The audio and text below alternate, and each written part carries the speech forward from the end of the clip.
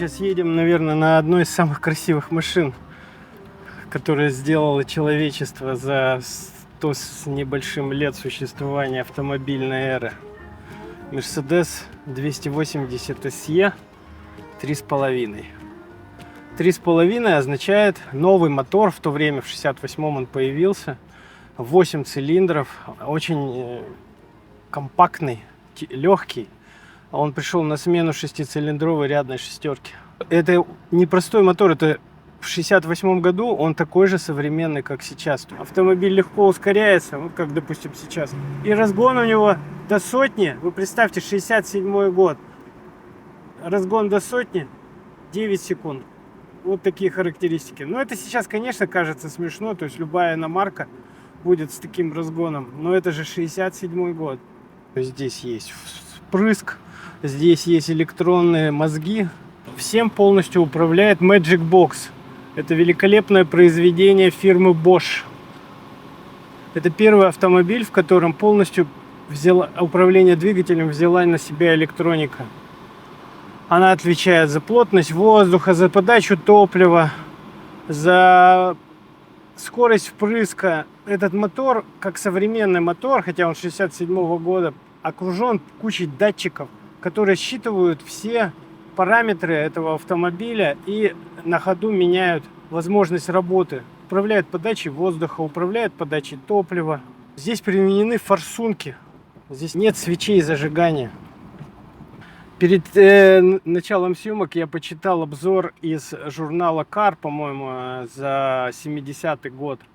И там они описывают как раз вот этот Magic Box, что, говорит, каждый может почитать про этот Magic Box на 16 страницах в брошюре, которую выпустила фирма Bosch к презентации этого автомобиля на американском рынке. Это совершенно фантастическая машина для того времени. Стоила фантастических денег, но она того стоила. Машина тогда стоила, специально перед съемкой почитал обзор из американского журнала этого автомобиля, $13 450. Это раза в 2 дороже, чем какой-нибудь американский автомобиль примерно таких же размеров. И которые были к тому же, там, допустим, 6, 7, 8-литровые. А Mercedes, он двигал вперед автомобильное производство. В том плане, что Mercedes показал, кто на самом деле умеет делать автомобили. Или это Rolls-Royce, который делал в то время, ну, просто дорогие, но очень допотопные с техническим отношением машины. А это же просто фантастика. Просто для тех времен это фантастика. Никто еще не сделал машину с электронным впрыском. А это совместная разработка Mercedes и фирмы Bosch. Творение небезызвестного дизайнера Поля Брака. Это такая утонченная машина, которая имеет длинный капот, длинный багажник. И в целом просто потрясающий образ дорогой, красивой, современной машины. Да, мне кажется, она современная смотрится и до сих пор. Никаких проблем, если бы они выпускали ее до сих пор. Тут же все есть. И автомат, и мощный мотор, и кондиционер. И из опций тут есть часы, приемник, деревянная отделка салона, кожаное сиденье с очень интересной прострочкой.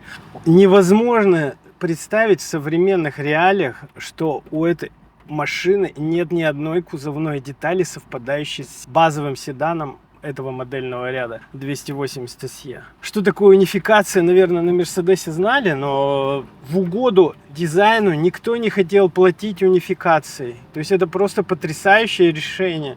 То есть нужно было сделать капот, крылья длиннее для того, чтобы кабриолет смотрелся как цельная, очень красивая, устремленная вперед машина. Никто не перечил дизайнеру и не говорил: ой, да это же дорого, это же невозможно. То есть все делали так, как надо.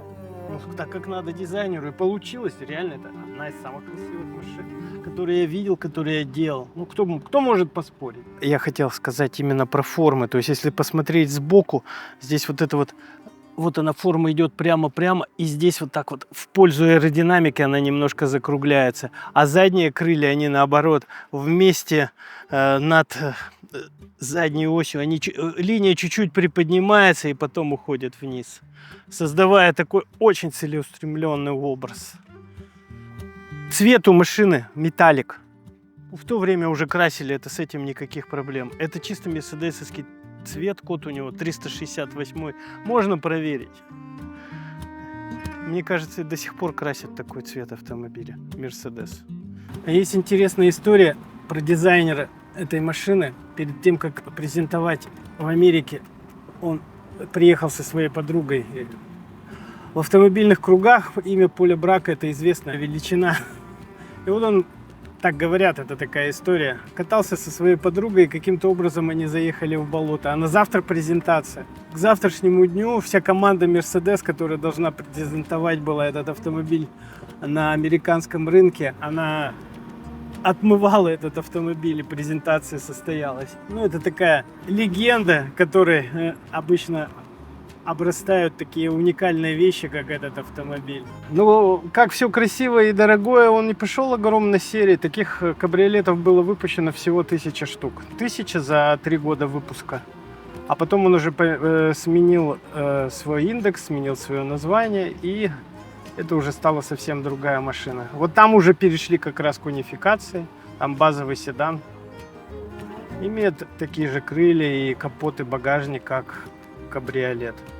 Вот это, наверное, последняя машина золотого века, когда маркетологи не диктовали производству, какую машину делать и как ее делать. А у этой машины нет недостатков. Она комфортная, у нее очень дорогой внешний вид, у нее очень еще более красивый внутренний вид. Это фантастически просто выглядит. Это дерево вместе с хромой, с черной кожей. Дерево здесь натуральный, березовый, кап карельской березы. Это очень редкая вещь. И несколько слоев лака. Ну, не ошибусь, если скажу, что тут 5 слоев лака с промежуточным вышкуриванием. Здесь дерево просто выглядит очень-очень круто. Еще про комфорт. Очень комфортный, тихий мотор на полной скорости. Вот мы сейчас едем в кабриолете. Не слышно ни шума ветра. Ну, чуть-чуть слышен шум мотора. И начинает чуть-чуть накрапывать дождь. Но ничего, у нас есть тент. За пару минут мы сможем его одеть. Для того, чтобы снять тент, надо отстегнуть.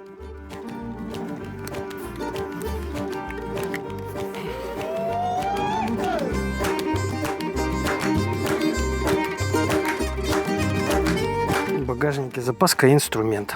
Кстати, оригинальный инструмент Mercedes. Вот, даже сохранился штамп.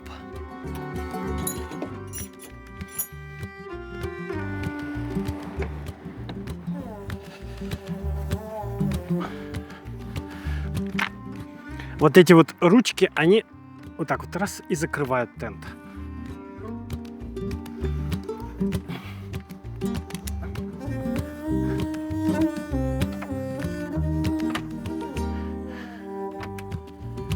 Теперь надо залезть.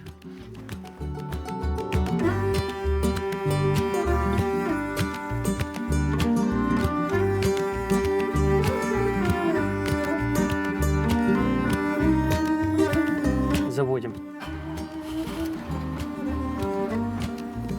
Как она переключается? Вначале задняя, потом нейтраль, потом чуть-чуть от себя и четвертая. 4 скорости.